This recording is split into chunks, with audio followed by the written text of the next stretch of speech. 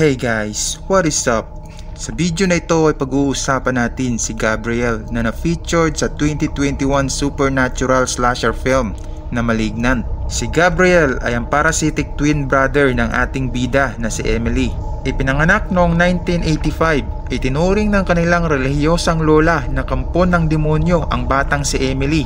Hindi lang dahil bunga ito ng kasalanan, kundi dahil na rin sa nakakatakot na tumor na tumutubo sa likod nito.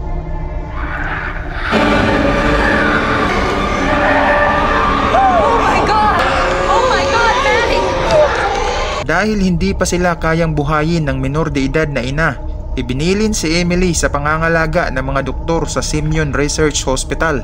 Dito ay nadiskubre ng mga doktor na isang parasitic twin ang nasa likod ni Emily. Nalaman din nila na may kakayahan nitong kontrolin ang katawan ni Emily at kaya nitong pumatay ng mga taong doble ang laki sa katawan ng batang babae.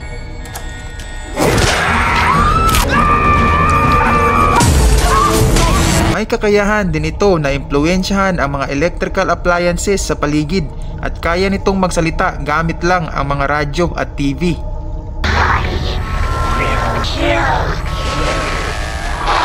my God, he speaks. He's broadcasting his thoughts. Sa awa ng mga doktor kay Emily at sa takot na rin sa kung ano ang kayang gawin nito, napilitan sila na alisin ang parasitic twin sa likod nito.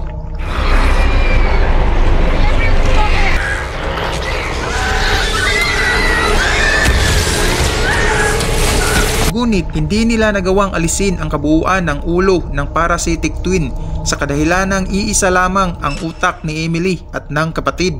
Kung kaya naman, itinago na lamang nila ang mukha nito sa likod ng bungo ni Emily. Mabilis na nakarecover ang batang si Emily at ipinaampon siya ng mga doktor.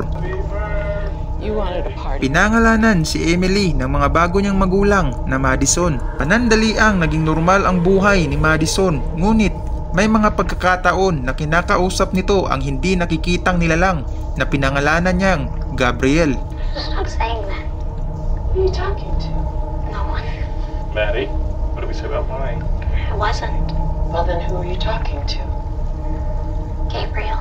Inakala ng mga bago niyang magulang na si Gabriel ay isa lamang imaginary friend, kung kaya naman naisip nila na sa pagtanda ni Madison ay kusa rin itong mawawala. Lingid sa kaalaman ng mga doktor, hindi tuluyang namatay si Gabriel nung kunin nila ang majority ng katawan nito sa likod ni Emily. Sa halip, lubusan lamang itong nanghina at naging dormant sa loob ng maraming taon. Lumaki si Madison at namuhay ng normal sa loob ng 3 dekada. Ngunit, isang araw, dahil sa ginawang pagtulak kay Madison ng mapang-abusong asawa, ay tumama ang ulo niya sa dingding ng bahay na siyang dahilan upang magkaroon ng crack ang likurang bahagi ng kanyang bungo. Dahil dito, muling nagising ang matagal nang natutulog na si Gabriel.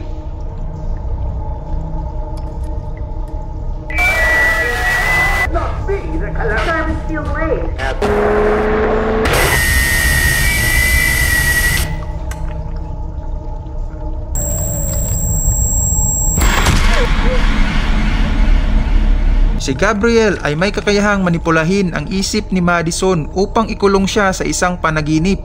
Habang nananaginip si Madison ay kinokontrol ni Gabriel ang kanyang katawan upang maisagawa ang kanyang paghihiganti.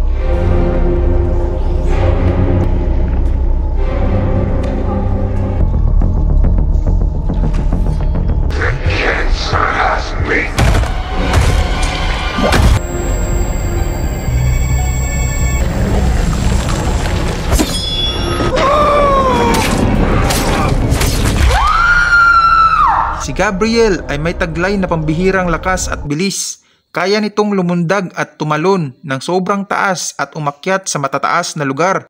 Nagagawa din itong kumilos na animoy hindi tinatamaan ng bala. Ito ay sa kadahilanang nagagawa ni Gabriel na alisin ang limiter sa katawan ni Madison, kung kaya nagagawa niyang magamit ang 100% ng lakas ng katawan nito. Sa hindi rin may paliwanag na dahilan, gumagamit si Gabriel ng psychic ability upang pasabugin ang mga ilaw sa paligid. Sa ganitong paraan niya nagagamit ang dilim bilang advantage.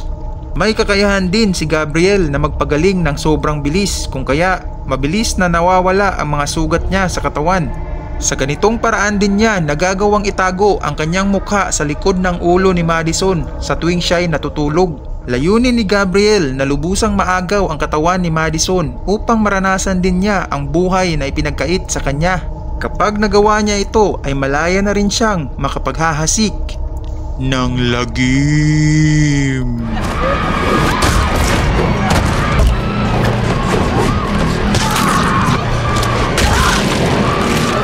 Well guys, hanggang dito lang muna ang video natin ngayon. Ano ang masasabi nyo kay Gabriel na na-featured sa supernatural slasher film na Malignant? Huwag sanang kalimutang i-hit ang like and subscribe button para mas updated kayo sa mga bago nating uploads. Hanggang sa muli, thanks for stopping by. It's time we cut out the cancer.